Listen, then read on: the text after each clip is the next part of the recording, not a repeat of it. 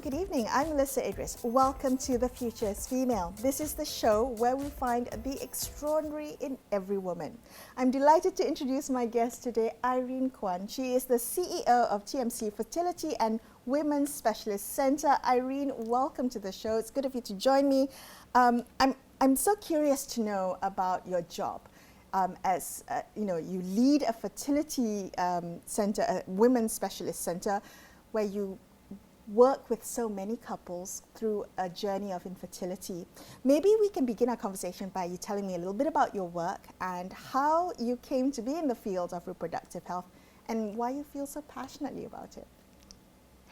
Thank you, Melissa. Okay. Well, I'm actually a trained pharmacist by profession. I graduated from Liverpool John Moores University, and then upon returning, I was actually serving in a hospital pharmacy for almost 13 years before venturing out. Now, before coming to a fertility field, I was actually in aesthetic. I also was in the IT healthcare industry as well. And finally, when the opportunity arose, I was given the opportunity to join TMC Fertility. I jumped at it straight away. Okay. Now, being a mother of two, I understand that the journey is actually not easy. Even though I myself did not really had to go through IVF journey itself, right? But it was definitely not easy for me to conceive as well. Yeah. So you have some personal experience about how it feels to struggle to get pregnant.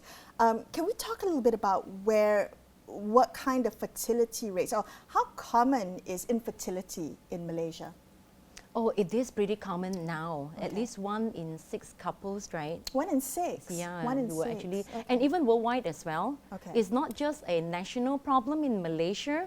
We are beginning to see the rise of infertility issues worldwide, globally. Why is that? Why is that? Do we understand the determinants of one's fertility or infertility? Well, definitely because of the changing demographics as well and the lifestyle. Okay. That has got a lot to do and affects the fertility rates. And also maybe because of the education level now, where even more and more women are given opportunities to come out to the working world. So we have choices. Okay. Yeah. So is the biological clock a real thing? Unfortunately, it is. Okay, Yeah. okay. So when you say your biological clock is ticking, it is a real thing, medically speaking. Yes, okay. correct. Okay.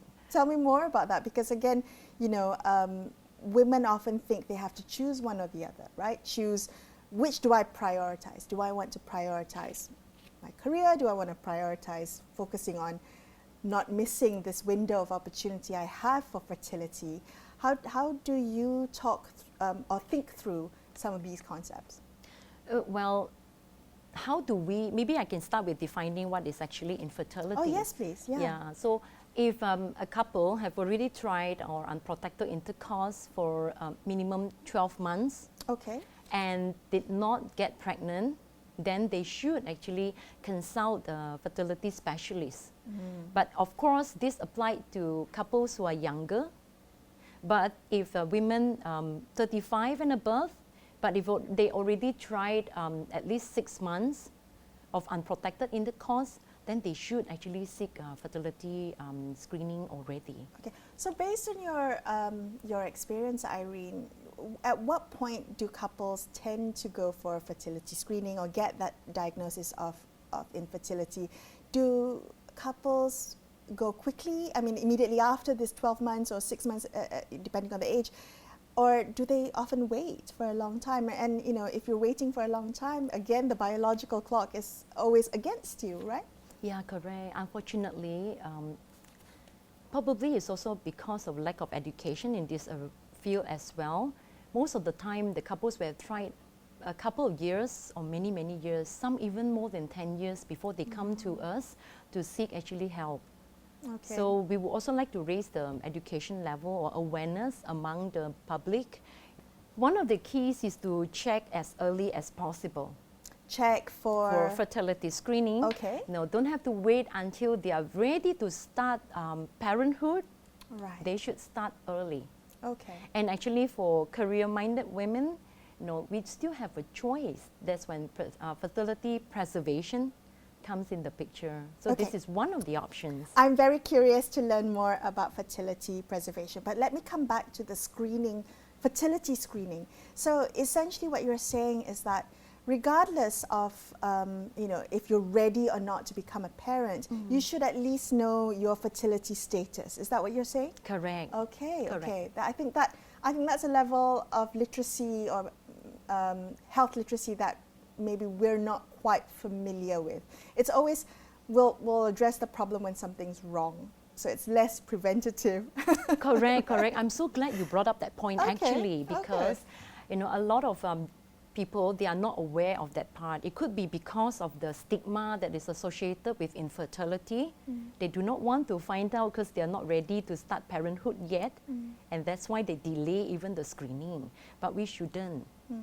Well, you know, sometimes infertility is always framed as a woman's issue, right? It's always seen from the perspective, I can't get pregnant, and therefore it is some moral failing on the part of the woman. And I say this, of course, with you know, with a lot of respect and I think feeling when I say that.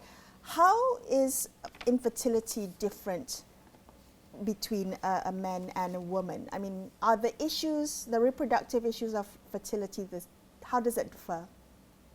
Yes, it's true. It's usually when it comes to infertility, women are usually perceived to be the problem, but it's not entirely true, because you know, as we see more and more cases, right, the infertility issues actually are quite equal among men and women. Oh, it's quite equal. Correct, Oh, okay. correct. So if we can detect it earlier, then we can actually address the issue earlier as well. Okay. With women, if I may ask you to explain a little bit, what are some of the more common issues of fertility? And with men, what are the issues? Well, for women, for women, you know, if they have uterine fibroids or endometriosis or any thyroid diseases as well, that will actually affect. Fertility. So lifestyle, like weight problems, you know. Smoking, excessive drinking, all correct, of correct. The kind of common sense issues we know that affect overall health, that also affects fertility. Yes. And what about men? It has to do with the motility of the sperm, right? Correct. Usually men with fertility issues, you know, they have low sperm count. Okay. Yeah. Or very low testosterone level as well. So when we talk about fertility treatments, it is how we can rectify or remedy those issues. Correct. Talk to me a little bit about assisted reproductive technologies, ART. Am I getting that correct? Maybe you can explain more. You're the medical expert here. Well, ART procedures has been around actually since 1978. Or much earlier, in fact, you know, they have not publicized it. Oh, yeah. okay. So in ART procedures, they actually use to address infertility.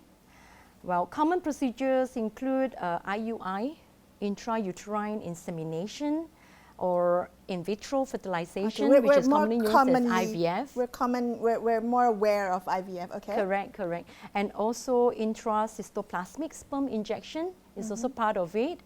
And of course, cryopreservation as well, which is the freezing of sperm, egg, and embryo. Okay, and that would normally happen for someone who is, say, very ill or going through cancer treatment, and they want to preserve their fertility, right? Correct, that's one of the options. Can we segue into the discussion of fertility preservation? So we're talking about infertility treatments, and you know, when you discover that after a year you can't get pregnant, you may seek a diagnosis of infertility.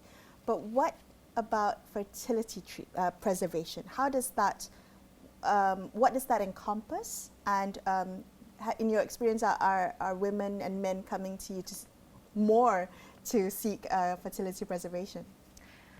Well, we are hoping to raise that awareness, but sadly, right, in Malaysia, the awareness is still quite low. It also possibly due to the stigma as well. Okay. Yeah. Is cost a barrier? Well, financial constraint is one of it, because usually cryopreservation, right, or freezing itself will be applicable to the younger crowd. We want to encourage them to come as young as possible. Oh. Yeah, like young adults. You know, when so financial constraint is definitely one of it. But it's also because of the stigma too. The stigma, what do you Correct. mean about stigma? Can you elaborate? Well, if they are not ready to start parenthood, it's not something that they want to talk about, think about, or consider as well. But that's when it should not be. They should start considering this while they are younger. So I once, sorry if I'm being interrupted, I once heard a comment that, you know, many years ago that stayed with me through all the years, and it talked about maybe we should even consider freezing the eggs of our mature but young teenage daughters, so that gives them the opportunity to do whatever they want in life, but have that as kind of an insurance policy to start a family whenever they want to, and same for, I'm sure, our sons as well. What do you make of that in terms of how fertility preservation might change, you know, the way we live or the way society behaves? Is that something that parents or young adults should think about as they embark on the journey, even though they're not ready to become parents just yet, but have this as an insurance policy, or, you know, allow for, I think Facebook allows for their staff to freeze their eggs, right? yes. So to have that burden off their mind, to know that the biological clock may not be ticking for them as quickly as the rest of us. Well, for teenagers, definitely it's a bit too Too young, to okay. have, yeah. So usually we will recommend it for young working adults, you know. That's why I think Facebook and even Google include yes, that, could you be know, Google, as part of their medical benefits for their employees as well. Now, this definitely helps in terms of financial as well. Right. Yeah, so, you know, it is definitely a good option to consider. Okay. Yeah. I want to come back to the issue of stigma, but we're going to take a quick break here on The Future's Female. We'll come back and continue our conversation with Irene Kwan, the CEO of TMC Fertility, in just a couple of minutes. Stay tuned. We'll be right back.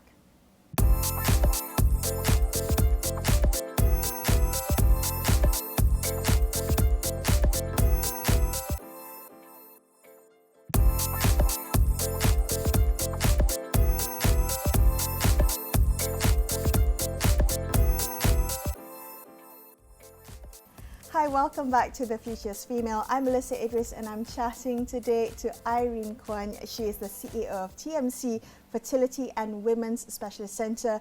Just before the break, we were talking about awareness about infertility and maybe the lack or the hesitance to seek fertility treatments until, you know, sometimes late in the game.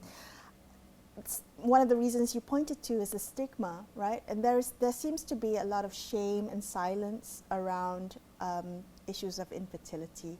And I can imagine that, you know, for a lot of people, it's not an easy admission to come to when you have to admit there's a problem, and then you have to go and you have to act on that and seek help. What is it that we can do to help break that kind of cycle of silence around infertility?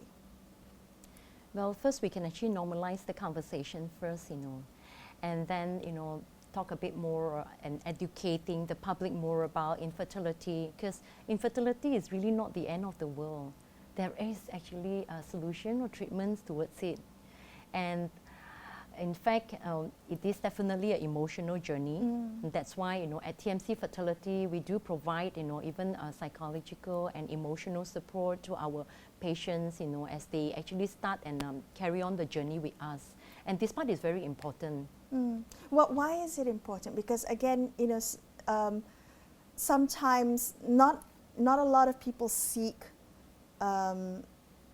psychological support, psychological help. Not a lot of people go to therapy, but during this period, because it's so kind of stressful to the mind and also to the body, particularly for the woman, you need that counseling, you need that psychological support, right? Tell me a little bit about why that's so important, and how do women who are going through that perhaps reach out or seek that support?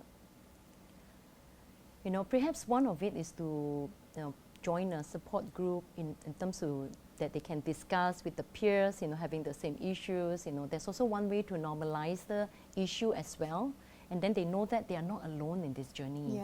Yeah. So for us, we want to make known, or that, you know, all these supports are in place So we have like team of clinical psychologists. Right. We also have fertility coaches. Because 1 in 6 counselors, couples, right? I mean, it's much more common than we realize, and I'm sure that if not you yourself, you know of other couples who are struggling through a fertility journey. So perhaps talking about it more, as you say, if you've gone through it, to kind of tell other people. The stigma comes also, I think, from family and friends, not wanting to tell family and friends, and society blaming, lifestyle choices or life choices of the woman. How is TMC, and you personally, are you embarking on more awareness for the public, normalizing this topic? Yes, we do, and we provide a lot of platforms. Even like previously during MCO, we were actually conducting a lot of webinars to actually share about it. So we try to educate the general public that, get to know your fertility health as early as possible. And then from there you can make decisions. And of course we share a lot of educational pointers as well about fertility, about infertility. And then the more we actually share, we can actually gradually normalize it as well. What do you think are the ways in which not just society can support, but the system, the government, in terms of policy? Is there sufficient support for people who go through infertility? I mean, you think about the kind of medical care that is given to those who are ill, but again, infertility can impact people and, the strongest desire to have children. Do you feel there's enough kind of policy support for this segment of population who struggle with infertility? Yes, our government actually has taken initiative as well. Oh, okay. Yeah, so fertility treatments now, we can actually withdraw from EPF schemes. Oh. So they have announced it actually during the budget 2020 announcement. Oh, so that's quite recent. Yes. Okay, so you can withdraw some money to help you with your fertility journey. Correct. Okay, all right. Well, is there anything more that probably needs to be done? I know the more, again, policy support is a good indicator from the top for people to be more comfortable with, or to encourage people to seek fertility help. Yeah, that's a good start actually. So in countries like China, where they're already incorporating in their insurance schemes as well. Wow. Yes. China, Yes. fertility treatments. Correct. Okay, so they want to encourage more than one child, clearly. Okay, It's being all covered. right. In the few minutes that we have left, I want to ask you about some of the issues that the media can help with. People in the medical fraternity can help with, public watching who may not be aware of their fertility health. What would you like the audience to understand about infertility and seeking fertility treatments? Well, I will definitely encourage the general public to take actions as early as possible. Don't delay it. Even if they are not ready, or we're not ready to start parenthood journey yet, it's good to actually screen for fertility health first. Does it often have to be both the couple attending fertility treatments or seeking fertility treatments, or can one or the other screen their fertility health? Well, if it's screening purposes, right, it doesn't matter. Individuals can actually come. But of course, if they are embarking on a fertility treatment journey, then definitely we encourage the couple to come forward together. Okay. I'm also curious, Malaysia is one of the kind of destinations for fertility treatments, if I'm not mistaken. Is that right? So other people come to our country to seek fertility treatments? Yes, correct. We're actually known as the fertility hub of this region. Wow. Yes. Okay, so we're helping make ART babies. Correct, because of our affordable treatments here with high standards and also very high success rate. High success rates so give me an example, Irene, if you don't mind. How successful, when you think about success rates, how do you measure that, and what are success rates? Successful pregnancy rates. Okay. Yeah. How often does an ART lead to a successful pregnancy? No, when ART was actually started in 1978, despite numerous attempts and to improve, the success rate was hovering at about 12% only. Oh, that's quite low. Yeah, so the patient will have to repeat a few cycles in order to get a successful pregnancy. But nowadays, that's not it.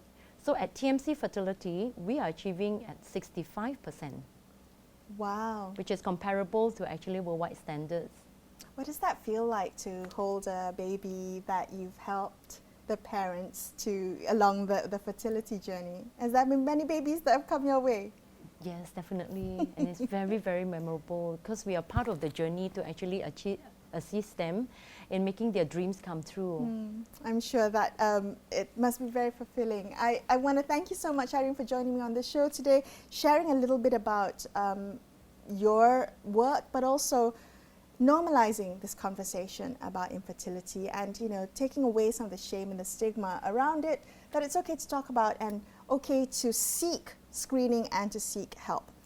That's all we have for you on this episode of The Future is Female. I'm Melisa Idris, signing off for the evening. Thank you so much for watching and good night.